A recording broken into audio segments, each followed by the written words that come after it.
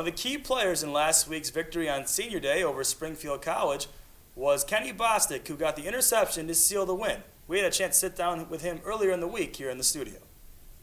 And welcome to the studio, where joining me now is senior defensive back from the football team, Kenny Bostic. Thanks for joining us today, Kenny. Thanks for having me. Now, Kenny, one of the standout players in the defense this year, really doing his job to step up and fill in after two great seniors graduated from last year's secondary, and Steve Stepnick and Scott Moranto. And Kenny, let's talk a little bit about how it's been having to fill in for those guys on your part and the part of the rest of the secondary as well. Well, I spent a lot of time in the past few years watching everything they did, and I think I learned everything that I know from just watching them. And I mean, it was a big challenge, I knew, coming into the season, having to step in and fill such big shoes with Scott and Steve there. But I feel like as secondary as a whole, we're doing a pretty good job in filling in and making some plays where we need to, and you know, being consistent. And talking about doing a good job, Kenny, you lead the team in various defensive statistics and categories. You have the most pass breakups, you lead the team in tackles, both solo and assisted, and you lead the team in interceptions. So you've been doing a great job, and really your talents have been highlighted when you play teams with this triple option offense like Salisbury and like Springfield, where oftentimes you kind of put off on an island and you really see your skills tackling in the open field. Yeah, it's kind of difficult playing against those triple option teams. It's always hard to, you know, go against a new offensive set, something that you're not used to seeing. It's also kind of hard too, you know, worrying about the pass, because obviously on the outside you have pass responsibility first. And it's also kind of tough to stop the running backs coming downhill at you, you know, with a blocker in front. But I think our front seven has done a good job stopping the run and forcing everything to the outside, where hopefully the defensive backs can make some plays. And last week against Springfield, in your 3-point win, you made a lot of big plays down the stretch. Talk a little bit about, you know, the touchdown saving tackle on the kickoff return, the pass breakup, and then of course the interception at the end of the game.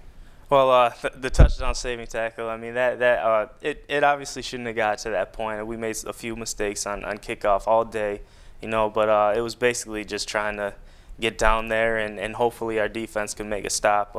We didn't, actually. They scored. But as far as the next drive with the interception, you know, they had to score. So I was expecting them to put the ball in the air and try to get to the sideline. And so I saw the wide receiver break out and just tried to jump it and make a play on it. You had an interception, too, a couple weeks ago against Norwich and up in Vermont.